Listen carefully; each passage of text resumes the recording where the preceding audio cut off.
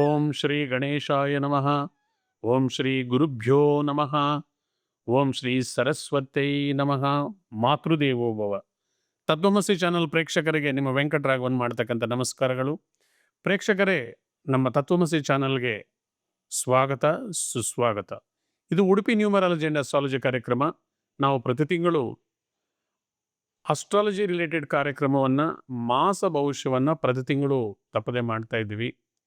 ಸೆಪ್ಟೆಂಬರ್ವರೆಗೂ ನಮ್ಮ ಕಾರ್ಯಕ್ರಮವನ್ನು ನೋಡಿದಿರಿ. ಈಗ ಅಕ್ಟೋಬರಲ್ಲಿ ಗ್ರಹಗಳ ಫಲಾಫಲ ಯಾವ ಥರ ಇದೆ? ಅಕ್ಟೋಬರ್ ತಿಂಗಳಲ್ಲಿ ಸಾಕಷ್ಟು ಫೆಸ್ಟಿವಲ್ಸ್ ಬರ್ತಕ್ಕಂಥ ತಿಂಗಳಿದು. ಅಕ್ಟೋಬರ್ ತಿಂಗಳಲ್ಲಿ ನಿಮ್ಮ ಭವಿಷ್ಯ ಯಾವ ಥರ ಇದೆ? ಇದು ಗೋಚಾರ ಫಲವನ್ನು ಹೇಳ್ತಕ್ಕಂಥ ಒಂದು ಕಾರ್ಯಕ್ರಮ. ಇಂಡಿವಿಜುವಲ್ ಆಗಿ ಯಾರಿಗೆ ಆರ್ಸ್ಕೋಪನ್ನು ನಾವು ರೀಡ್ ಮಾಡ್ತಾ ಇಲ್ಲ. ಇದು ಎಲ್ಲರಿಗೂ ಅನ್ವಯ ಆಗ್ತಕ್ಕಂಥ ಪಾಯಿಂಟ್ಸನ್ನು ಮಾತ್ರ ನಾವು ಇಲ್ಲಿ ಹೇಳ್ತಾ ಇದ್ದೀವಿ. ಮೊದಲು ಇದನ್ನು ನಾವು ಅರ್ಥ ಮಾಡ್ಕೊಳ್ಳೋಕೆ ಮೊದಲು ಗ್ರಹಗಳು ಯಾವ ಯಾವ ರಾಶಿಯಲ್ಲಿ ಎಲ್ಲೆಲ್ಲಿದ್ದಾವೆ ಅನ್ನೋದನ್ನು ನಮ್ಗೆ ಗೊತ್ತಾಗಬೇಕು. ಮುಖ್ಯವಾಗಿ ಗುರು ಭಗವಾನರನ್ನು ತಗೊಂಡಿದ್ರೆ ಈ ತಿಂಗಳಲ್ಲಿ ಒಂದು ಟ್ವಿಸ್ಟನ್ನು ಕೊಡ್ತಾ ಇದ್ದಾರೆ. ಮಿಥುನ ರಾಶಿಯಲ್ಲಿದ್ದಂಥ ಗುರು ಭಗವಾನರು ಅಕ್ಟೋಬರ್ ತಿಂಗಳು 19ನೇ ತಾರೀಕಿಗೆ ತನ್ನ ಉಚ್ಚ ರಾಶಿಯಾಗಿರ್ತಕ್ಕಂಥ ಕರ್ಕಾಟಕ ರಾಶಿಗೆ ಪ್ರಯಾಣ ಬೆಳೆಸಿದ್ದಾರೆ. ಇಲ್ಲಿ 22 ದಿನಗಳ ಕಾಲ ಅವರು ಅಲ್ಲಿ ಕೂತಿರ್ತಾರೆ. ನೆಕ್ಸ್ಟ್ ಶನಿ ಭಗವಾನರು ನಿಮ್ಗೆ ಗೊತ್ತೇ ಇದೆ, ಪ್ರತಿ ತಿಂಗಳು ಹೇಳ್ತಾ ಇದ್ದೀವಿ, ಮೀನ ರಾಶಿಯಲ್ಲಿ ಸ್ಥಿತರಾಗಿದ್ದಾರೆ. ನೆಕ್ಸ್ಟು ಕುಜ ಭಗವಾನರು ತುಲಾ ರಾಶಿಯಲ್ಲಿ ಕೂತ್ಕೊಂಡಿದ್ರೆ 3ನೇ ತಾರೀಕು ಬುಧ ಕೂಡ ಕುಜನನ್ನು ಸೇರಿಕೊಳ್ತಾ ಇದ್ದಾರೆ. ಆಮೇಲೆ ಈ ತಿಂಗಳು ಮಧ್ಯದ ನಂತರ 17ನೇ ತಾರೀಕು ಸೂರ್ಯ ಭಗವಾನರು ತುಲಾ ರಾಶಿಗೆ ನೀಚರಾಗಿ ಕೂತ್ಕೊಳ್ತಾ ಇದ್ದಾರೆ. ಹಾಗೆ ಶುಕ್ರ ಭಗವಾನರು ನೀಚರಾಗಿ ಕನ್ಯಾ ರಾಶಿಯಲ್ಲಿದ್ದಾರೆ. ಕೇತು ಭಗವಾನರು ಯಥಾಸ್ಥಿತಿ ಸಿಂಹ ರಾಶಿಯಲ್ಲಿ ತಮ್ಮ ಸ್ಥಾನವನ್ನು ಕಾಯ್ದುಕೊಂಡಿದ್ದರೆ, ರಾಹು ಭಗವಾನರು ಕುಂಭ ರಾಶಿಯಲ್ಲಿ ತನ್ನ ಮೂಲ ತ್ರಿಕೋಣದಲ್ಲಿ ಕೂತ್ಕೊಂಡಿದ್ದಾರೆ. ಇದು ಗ್ರಹಗಳ ಫಲಾಫಲ. ಇದರ ಬೇಸ್ ಮೇಲೆ ಪ್ರತಿ ರಾಶಿಗೆ ಯಾವ ಥರ ಇದೆ ಅಂತ ನಾವು ನೋಡೋಣ ಬನ್ನಿ. ನೆಕ್ಸ್ಟ್ ರಾಶಿ ಕರ್ಕಾಟಕ ರಾಶಿ. ಅಕ್ಟೋಬರ್ ತಿಂಗಳಲ್ಲಿ ಕರ್ಕಾಟಕ ರಾಶಿ ಬಗ್ಗೆ ತಿಳ್ಕೊಳ್ಳೋಣ ಬನ್ನಿ. ಜಲರಾಶಿ, ಹೈಲಿ ಎಮೋಷನಲ್ ಪೀಪಲ್. ಇವರಿಗೆ ಕುಟುಂಬ ಅಂದರೆ ತುಂಬ ಪ್ರೀತಿ. ಇವರಿಗೆ ಕುಟುಂಬದ ಸದಸ್ಯರಿಗೆ ಏನಾದರೂ ಸ್ವಲ್ಪ ಸಮಸ್ಯೆ ಆದರೂ ತಮಗಾಗಿದೆ ಅಂತ ಫೀಲ್ ಆಗ್ತಕ್ಕಂಥವ್ರು. ಯಾರಾದರೂ ಒಂದು ಮನಸ್ಸಿಗೆ ನೋವಾಗೋ ಥರ ಮಾತಾಡಿದ್ರೆ ಒಂದು ದಿನ ಎಲ್ಲ ಅದನ್ನೇ ಆಲೋಚನೆ ಮಾಡ್ತಾ ಇರ್ತಾರೆ. ಸಮಸ್ಯೆ ಅಲ್ಲದೇ ಇದ್ದರೂ ಕೂಡ ಅದನ್ನು ಬಯೋಸ್ಕೋಪಲ್ಲಿ ನೋಡಿ ಎನ್ಲಾರ್ಜ್ ಮಾಡಿ ಮಾಡಿ ಮಾಡಿ ನೆಗೆಟಿವ್ ಥಿಂಕಿಂಗ್ ಮಾಡ್ತಾ ಇರ್ತಾರೆ. ಎಲ್ಲವನ್ನೂ ಕೂಡ ಕ್ಯಾಶುಯಲ್ ಆಗಿ ತಗೊಳ್ಳಿ, ಧೈರ್ಯವಾಗಿ ಮುನ್ನುಗ್ಗಿ ಹೋಗಿ. ತುಂಬ ಬುದ್ಧಿವಂತ ರಾಶಿ ನೀವು. ಹೆಲ್ಪಿಂಗ್ ನೇಚರ್ ನಿಮ್ಮಲ್ಲಿರುತ್ತೆ. ಈ ತಿಂಗಳಲ್ಲಿ ಸರ್ಪ್ರೈಸ್ ಆಗಿ ಭಯಸ್ಥಾನದಿಂದ ನಿಮ್ಮ ರಾಶಿಗೆ ಗುರು ಭಗವಾನರು ಬಂದಿದ್ದಾರೆ. ಅಂದರೆ ಹೇಳ್ತಾ ಇದ್ದಾರೆ ಸ್ವಲ್ಪ ನಿಮ್ಮ ಎಕ್ಸ್ಪೆಂಡಿಚರನ್ನು ಕಮ್ಮಿ ಮಾಡ್ತಾ ಇದ್ದೀನಿ ಅಂತ. ಬಟ್ಟು ಹಬ್ಬದ ದಿನಗಳು ಎಕ್ಸ್ಪೆಂಡಿಚರ್ ಸರ್ವಸಾಧಾರಣವಾಗಿ ಇನ್ಕ್ರೀಸ್ ಆಗೇ ಆಗುತ್ತೆ. ಸಾಧ್ಯವಿದ್ದಷ್ಟು ಕೂಡ ನಿಮ್ಮ ಎಕ್ಸ್ಪೆಂಡಿಚರಲ್ಲಿ ಇಟ್ಕೊಳ್ಳಿ. A penny saved is a penny earned ಅಂತ ಹೇಳ್ತೀವಿ. ನಾವು ₹1 ಸೇವ್ ಮಾಡೋದು ₹1 ಅರ್ನ್ ಮಾಡೋದಕ್ಕೆ ಸಮಾನ. ಅದರಿಂದ ಸೇವಿಂಗ್ಸ್ ಎಲ್ಲರಿಗೂ ಇಂಪಾರ್ಟೆಂಟು. ನಿಮಗೆ ಬರ್ತಕ್ಕಂಥ ಇನ್ಕಮಲ್ಲಿ ಪ್ರತಿಯೊಬ್ಬರೂ ಕೂಡ 30% ಸೇವಿಂಗ್ಸ್ ಮಾಡಬೇಕು.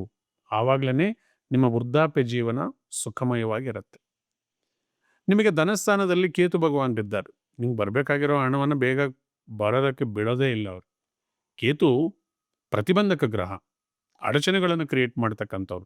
ನೀವು ಬೈಕಲ್ಲಿ ಸ್ಪೀಡಾಗಿ ಹೋಗ್ತಾ ಇರ್ತೀರಿ, ಆದರೆ ಸ್ಪೀಡ್ ಬ್ರೇಕರ್ ಬಂದ ತಕ್ಷಣ ಸ್ಲೋ ಮಾಡಿಬಿಡ್ತಾರೆ. ಆ ಥರ ಸ್ಪೀಡ್ ಬ್ರೇಕರ್ ಯಾರನ್ನ ಬೇಕಾದರೂ ನಿಧಾನ ಮಾಡಿಸ್ತಕ್ಕಂಥ ಶಕ್ತಿ ಅವ್ರಿಗಿರುತ್ತೆ. ಅದರ ರಾಜಮಹಾರಾಜರಾಗಲಿ, ದೊಡ್ಡ ರಾಜಕೀಯ ನಾಯಕರಾಗಿರಲಿ, ಯಾರೇ ಆಗಲಿ ಅವರನ್ನು ಸ್ವಲ್ಪ ಹಿಡಿದು ನಿಲ್ಲಿಸ್ತಕ್ಕಂಥದ್ದು ಅದು ಕೇತುವಿನ ಪ್ರಭಾವ. ಯಾಕಂದರೆ ಕೇತು ಔಟರ್ ಪ್ಲ್ಯಾನೆಟು, ಎಲ್ಲ ಗ್ರಹಗಳನ್ನು ಕೂಡ ತನ್ನ ಕಂಟ್ರೋಲ್ಗೆ ತೊಗೊಂಡ್ಬಿಡ್ಬೋದಿತ್ತು. ಆದರೆ ಕೇತು ಭಕ್ತಿಗೆ ಒಲಿತಕ್ಕಂಥವ್ರು. ನೀವೇನಾದರೂ ಭಕ್ತಿ ಮಾರ್ಗದಲ್ಲಿ ಹೋಗಿದರೆ ನಿಮಗೆ ಅಸಾಧ್ಯ ಅನ್ನೋದು ಏನೂ ಇರೋದಿಲ್ಲ ಇಲ್ಲಿ. ನೆಕ್ಸ್ಟು 3ನೇ ಮನೆಗೆ ಬಂದಿದ್ರೆ ಶುಕ್ರ ಭಗವಾನರಿದ್ದಾರೆ. ಶುಕ್ರ ಭಗವಾನರು 3ನೇ ಮನೆಯಲ್ಲಿದ್ದರೆ ಭ್ರಾತೃ ಭಗನಿಯರ ಸುಖ ಅಂತ, ಅಕ್ಕ ತಂಗಿಯರಿಗೆ ಒಳ್ಳೇದಾಗ್ತಕ್ಕಂಥದ್ದು ಅಂತ ಹೇಳ್ತೀವಿ. ಶುಭಗ್ರಹ ಇರೋದು ಒಳ್ಳೆಯದನ್ನು 3ನೇ ಮನೇಲಿ. ಆದರೆ ನೀಚರಾಗಿರೋದರಿಂದ 3ನೇ ಮನೆಯಲ್ಲಿ ಅಕ್ಕ ತಂಗಿಯರ ಸಂಬಂಧ ನೀವು ಚೆನ್ನಾಗಿಟ್ಕೊಳ್ಳಿ. ನಿಮ್ಮ ಮನೆಗೆ ಹಬ್ಬ ಹರಿದಿನಗಳಿಗೆ ಕರೆದು ಆ 3ನೇ ಮನೆಯಲ್ಲಿ ಗುರು ಇರೋದ್ರಿಂದ ಈ ಅಕ್ಟೋಬರ್ ತಿಂಗಳಲ್ಲಿ ನೀವು ಹೆಣ್ಣು ಮಕ್ಕಳಿಗೆ ಸನ್ಮಾನ, ಸಹಾಯ ಮಾಡಿದರೆ ನಿಮಗೆ ಬರ್ತಕ್ಕಂಥ ವರಮಾನ ಅಥವಾ ನಿಮ್ಮ ಕೆಲಸ ಕಾರ್ಯಗಳು ಸ್ಪೀಡಪ್ ಆಗತ್ತೆ. ನೀವು ದೈವಶಕ್ತಿಯನ್ನು ಪಡ್ಕೊಳ್ತೀರಿ. ನೆಕ್ಸ್ಟು 4ನೇ ಮನೆ ಸುಖದ ಭಾವದಲ್ಲಿ ಸೂರ್ಯ ಭಗವಾನರು ನೀಚರಾಗಿದ್ದಾರೆ. ತಂದೆಗೆ ಸ್ವಲ್ಪ ಸೌಖ್ಯ ಕಮ್ಮಿ ಆಗತ್ತೆ. ಮತ್ತೆ ರಾಹು ಕೂಡ 4ನೇ ಮನೆಯಲ್ಲಿರೋದ್ರಿಂದ, ಸೂರ್ಯನೊಟ್ಟಿಗೆ ಇರೋದ್ರಿಂದ ಭೂಮಿ ರಿಲೇಟೆಡ್ ಸ್ವಲ್ಪ ಜಾಗ್ರತೆಯಿಂದ ಇರಿ. ಆ ಥರದ ನಿರ್ಣಯಗಳೇನೂ ಬೇಡ. ಸೂರ್ಯ ಭಗವಾನರ ಜೊತೆ ಕುಜರು ಭೂಮಿಕಾರಕರಿರೋದು. ಮತ್ತು ರಾಜಕೀಯ ನಾಯಕರಿಗೆ ಕೂಡ ಸ್ವಲ್ಪ ಸೆಟ್ ಬ್ಯಾಕ್ಸ್ ಏನಾದರೂ ತಮಗೆ ಮಂತ್ರಿ ಸ್ಥಾನ ಸಿಕ್ಕಿಲ್ಲ ಅಂತಲೋ ಅಥವಾ ಮಂತ್ರಿ ಸ್ಥಾನ ನಾವು ಕಳ್ಕೊತೀವ ಅಂತಲೋ ಅಥವಾ ನಮ್ಗೆ ಸಿಕ್ಕಿರ್ತಕ್ಕಂಥ ಪೋರ್ಟ್ಫೋಲಿಯೋ ಸಮಾಧಾನ ಇಲ್ಲ ಅಂತಲೋ ಅಥವಾ ನಮ್ಗೆ ಅವಕಾಶಗಳಿಲ್ಲ ಅಂತಲೋ ಈ ಥರ ಕೊರಗೋದು ಕೂಡ ಸಾಧ್ಯ ಇರುತ್ತೆ. ಆದರೆ ಬುಧರು 4ನೇ ಮನೆಯಲ್ಲಿದ್ದರೆ ಬುದ್ಧಿಶಕ್ತಿ ಉಪಯೋಗಿಸಿ ನಿಮ್ಮ ಚತುರತೆಯಿಂದ ನೀವು ಸಕ್ಸಸ್ಸನ್ನು ಪಡ್ಕೊಳ್ತೀರಿ. ಅದು ಬುಧರ ಎನರ್ಜಿಯನ್ನು ನೀವು ಯೂಸ್ ಮಾಡ್ಕೊಳ್ಳಿ. ಇನ್ನು ಉಳಿದಂಗೆ ನಿಮಗೆ ಅಷ್ಟಮದಲ್ಲಿ ರಾಹು ಇದ್ದಾರೆ. ಇದೇನೆಂದರೆ ಅಷ್ಟಮ ಶನಿ ಹೋಯಿತು, ಅಷ್ಟಮ ರಾಹು ನಿಮಗೆ ಕಾಡಿಸ್ತಾ ಇದ್ದಾರೆ. ಈಗ ಅಷ್ಟಮದಲ್ಲಿ ರಾಹು ಇದ್ದರೆ ಒಂದೊಂದು ಸರ್ತಿ ಸಡನ್ ಇನ್ಕಮ್ಮು, ಸರ್ಪ್ರೈಸ್ ಇನ್ಕಮ್ ಕೂಡ ಕೊಡ್ತಾ ಇರ್ತಾರೆ. ಆದರೆ ಜಾಗೃತಿಯಿಂದ ಇರಬೇಕು. ನೀವು ಯಾವುದನ್ನು ಕೂಡ ಓವರ್ ಕಾನ್ಫಿಡೆನ್ಸಿಂದ, ಓವರ್ ಟ್ರಸ್ಟಿಂದ ನೀವು ಯಾವುದನ್ನು ಮಾಡೋಕ್ಕೆ ಹೋಗಬೇಡಿ. ಮತ್ತು ಪಿತೃಸ್ಥಾನದಲ್ಲಿ ಸೂರ್ಯ ಭಗವಾನರು, ತಂದೆ ಆಗಿರ್ತಕ್ಕಂಥ ಶನಿ ಭಗವಾನರು ವಕ್ರವಾಗಿದ್ದಾರೆ. ಭಾಗ್ಯಸ್ಥಾನದಲ್ಲಿ ಶನಿ ಭಗವಾನರು ವಕ್ರಾಗಿದ್ದರೆ ನಿಮಗೆ ಫಾರಿನ್ ಸೆಟ್ಲ್ಮೆಂಟ್ಸು ಇಂಥದ್ದೆಲ್ಲ ಕೂಡ ಸ್ವಲ್ಪ ತಡ ಆಗ್ಬೋದು. ನಿಮಗೆ ಬೇಗ ವೀಸಾ ಸಿಗದೆ ಇರ್ತಕ್ಕಂಥದ್ದು ಅಥವಾ ಆಲ್ರೆಡಿ ಫಾರಿನಲ್ಲಿರೋ ಅಂಥ ಒಂದು ಸ್ಟೂಡೆಂಟ್ಸ್ಗೂ ಅಥವಾ ಜನಕ್ಕೆ ಕೆಲಸ ಕಳ್ಕೊಂಡು ಮತ್ತೊಂದು ಕೆಲಸಕ್ಕೆ ಪ್ರಯತ್ನ ಮಾಡ್ತಕ್ಕಂಥ ಸಂದರ್ಭಗಳು ಕೂಡ ಇದು ಕ್ರಿಯೇಟ್ ಆಗತ್ತೆ. ಸೊ ಅದರಿಂದ ನಿರಂತರ ರಾಮಧ್ಯಾನ ಮಾಡ್ತಾಯಿರಿ, ಹನುಮಾನ್ ಚಾಲೀಸ ಓದ್ಕೊಳ್ಳಿ, ರಾಯರ ಆರಾಧನೆ ಮಾಡ್ತಾ ಬಂದಿದ್ದರೆ ನೀವು ಬಂದಿರತಕ್ಕಂಥ ಸಂಕಷ್ಟಗಳಿಂದ ನೀವು ಆಚೆ ಬರ್ಬೋದು. ಈ ಕಾರ್ಯಕ್ರಮವನ್ನು ನಾವು ಮುಕ್ತಾಯ ಮಾಡೋಕ್ಕೆ ಮೊದಲು ಕೆಲವು ಟಿಪ್ಸನ್ನು ತಿಳ್ಕೊಂಡು ನಾವು ಮುಕ್ತಾಯ ಮಾಡೋಣ. ಪ್ರತಿ ತಿಂಗಳು ನಾವು ಇಂಟ್ರೆಸ್ಟಿಂಗ್ ಟಿಪ್ಸನ್ನು ನಿಮ್ಗೆ ಹೇಳ್ತಾ ಇದ್ದೀವಿ. ನಮ್ಗೆ ಯಾವಾಗಲೂ ಫೋನ್ ಮಾಡಿ, ಸರ್ ನಮ್ಮ ಮಗಳಿಗೆ ಮದುವೆ ಆಗಿಲ್ಲ, ನಮ್ಮ ಮಗನಿಗೆ ಮದುವೆ ಆಗಿಲ್ಲ, ಗುರೂಜಿ ನಾವು ಒಳ್ಳೊಳ್ಳೆ ಉದ್ಯೋಗದಲ್ಲಿದ್ದೀವಿ, ನನಗೆ ವರ ಸಿಗ್ತಾ ಇಲ್ಲ, ವಧು ಸಿಗ್ತಾ ಇಲ್ಲ ಅಂತ ಫೋನ್ ಮಾಡ್ತಾರೆ. ನಾವು ಇದಕ್ಕೆ ಒಂದು ಸರಳ ಪರಿಹಾರಗಳನ್ನು ಕೊಡ್ತಕ್ಕಂಥ ಒಂದು ಸಣ್ಣ ಪ್ರಯತ್ನವನ್ನು ಮಾಡ್ತಾ ಇದ್ದೀವಿ. ಇದರಿಂದ ನಿಮಗೆ ಉಪಯೋಗ ಆಗಿದರೆ ಭಗವಂತನ ದಯೆ ನಮ್ಮೇಲೂ ಕೂಡ ಇದ್ದಂಗೆ ಆಗತ್ತೆ. ಒಂದು ಸಣ್ಣ ಉಪಾಯ ಏನಂದರೆ, ನೀವು ಯಾವುದಾದ್ರೂ ಒಂದು ಗುರುವಾರ ಒಂದು ಕೆಂಪು ವಸ್ತ್ರವನ್ನು ಅರಳಿ ಮರ ಅಥವಾ ಆಲದ ಮರ ಉತ್ತರಕ್ಕೆ ಹೋಗಿರ್ತಕ್ಕಂಥ ಒಂದು ಬ್ರ್ಯಾಂಚಿಗೆ 3 ಗಂಟಾಗಿ ಬನ್ನಿ. ನಿಮಗೆ ಮದುವೆ ಫಿಕ್ಸ್ ಆದಮೇಲೆ ಅಥವಾ ಮದುವೆ ಆದಮೇಲೆ ಇನ್ನೊಂದು ಸರ್ತಿ 2 ಅಗರಬತ್ತಿ ಮತ್ತು ಒಂದು ಅರ್ಧ kg ಸಕ್ಕರೆ ತೊಗೊಂಡೋಗಿ ಅಗರಬತ್ತಿ ಅದಕ್ಕೆ ತೋರಿಸ್ಬಿಟ್ಟು, ನನಗೆ ಒಳ್ಳೇದು ಮಾಡಿದ್ದಕ್ಕೆ ನಿನಗೆ ಧನ್ಯವಾದಗಳಂತೇಳಿ ಆ ಮುಡಿಯನ್ನು ಬಿಚ್ಚಿ ನಿಮ್ಮ ಕೈಲಿರ್ತಕ್ಕಂಥ ಆ ಸಕ್ಕರೆಯನ್ನು ಆ ಮರದ ಬುಡದ ಸುತ್ತಲೂ ಹಾಕಿದರೆ ಇರುವೆಗಳು ತಿಂದ್ಕೊಳ್ತವೆ. ನೀವು ಸ್ನಾನ ಮಾಡುವಾಗ ಸ್ವಲ್ಪ ಚಿಟಿಕೆ ಅರಿಶಿಣವನ್ನು ನೀರಿನಲ್ಲಿ ಮಿಶ್ರಣ ಮಾಡಿ, ಸ್ನಾನದ ನೀರಲ್ಲಿ ನೀವು ಸ್ನಾನ ಮಾಡೋದ್ರಿಂದ ಕೂಡ ಕಂಕಣ ಭಾಗ್ಯ ಬೇಗ ಕೂಡು ಬರುತ್ತೆ ಅಂತ ಹಿರಿಯರು ಹೇಳ್ತಾರೆ. ಮತ್ತೊಂದು ಉಪಾಯ, ದೇವಿ ದೇವಸ್ಥಾನಕ್ಕೆ ಹೋಗಿ ತಾಯಿಯ ಓಲೆಯನ್ನು, ಆ ಓಲೆಗೆ ಮಹಾತ್ಮೆ ತುಂಬ ಇದೆ ಅಂತ ಶಂಕರಾಚಾರ್ಯರು ಸೌಂದರ್ಯ ಲಹರಿಯಲ್ಲಿ ಹೇಳ್ತಾರೆ. ಆ ತಾಯಿಯ ಓಲೆಯನ್ನು ನೀವು ತದೇಕ ದೃಷ್ಟಿಯಿಂದ ದರ್ಶಿಸಿ ನಮಸ್ಕಾರ ಮಾಡಿಕೊಳ್ಳೋದ್ರಿಂದ ಕೂಡ ನಿಮಗೆ ಕಂಕಣ ಭಾಗ್ಯ ಬೇಗ ಕೂಡು ಬರುತ್ತೆ. ನೀವು ಪ್ರತಿ ಶುಕ್ರವಾರನೂ ಮಂಗಳವಾರನೂ ಒಂದು 7 ವಾರ 9 ವಾರ ಈ ಥರ ಹೋಗಿ ತಾಯಿ ಹತ್ರ ನೀವು ಬೇಡ್ಕೊಂಡು ಬಂದರೆ ಖಂಡಿತ ನಿಮಗೆ ಮದುವೆ ಆಗೋದಕ್ಕೆ ಅವಕಾಶ ಸಿಕ್ಕತ್ತೆ. ಹಾಗೆ ರುಕ್ಮಿಣಿ ಕಲ್ಯಾಣ ಮಾಡಿಸ್ತಕ್ಕಂಥವ್ರು ಕೂಡ ಮದುವೆಗಾಗಿ ಅನುಕೂಲ ಆಗತ್ತೆ ಅಂತ ಹೇಳ್ತಾರೆ.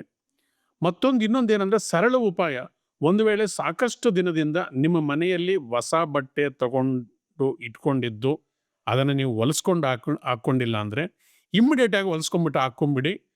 ನಿಮಗೆ ಕಂಕಣ ಭಾಗ್ಯ ಬರೋದಕ್ಕೆ ಅದು ಕೂಡ ಅನುಕೂಲ ಮಾಡಿಕೊಡತ್ತೆ ಅಂತ ಹೇಳುತ್ತೆ. ಮತ್ತು ಕಾಳಿದಾಸರು ಬರೆದಿರ್ತಕ್ಕಂಥ ವಿವಾಹ ಮಂಗಳ ಅಷ್ಟಕ ಎಲ್ಲ ಗೂಗಲಲ್ಲಿ ಸಿಕ್ಕತ್ತೆ, ಆಡಿಯೋ ಸಿಕ್ಕತ್ತೆ, ವಿಡಿಯೋ ಸಿಕ್ಕತ್ತೆ.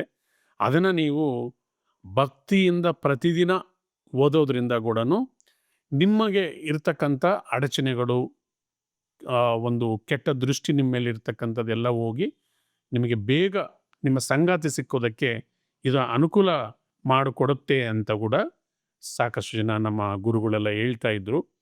ಇದೊಂದು ಸಣ್ಣ ಪ್ರಯತ್ನ ನಿಮ್ಮ ಮುಂದೆ ಇಟ್ಟಿದ್ದೀವಿ. ಖಂಡಿತ ಇದನ್ನು ಪ್ರಯತ್ನ ಮಾಡಿ. ಯಾರೋ 5 ವರ್ಷದಿಂದ ಟ್ರೈ ಮಾಡಿದ್ವಿ ಸರ್, ನಾವು 7 ವರ್ಷದಿಂದ ಟ್ರೈ ಮಾಡಿದ್ವಿ ಗುರುಗಳೇ, ನಮಗೇನೂ ಆಗಲಿಲ್ಲ.